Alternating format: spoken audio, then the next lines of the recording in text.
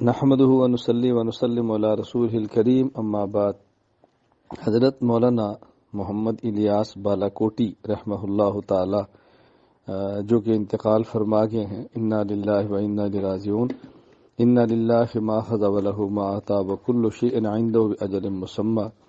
مولانا بالاکوٹی صاحب رحمہ اللہ نے ایک طویل جد و جہد کے ساتھ زندگی گزاری ہے، خصوصاً مولانا حق نواز شہید رحمہ اللہ تعالی کے ساتھ بہت وقت گزارا، بہت ان کا ساتھ دیا اور نہایت جرأت استقامت کے ساتھ حق کے اوپر کھڑے رہے۔ کئی مرتبہ حملوں میں زخمی ہوئے اور قاتلانہ حملے ہوئے، مشقتیں بہت برداشت کی، جیلیں کاٹی۔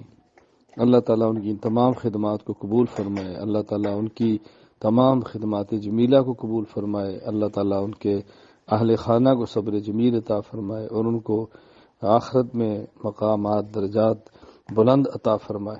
اللہ تعالیٰ ہم سب کو اپنے کابرین کے نقش قدم پر چلنے کی توفیق عطا فرمائے۔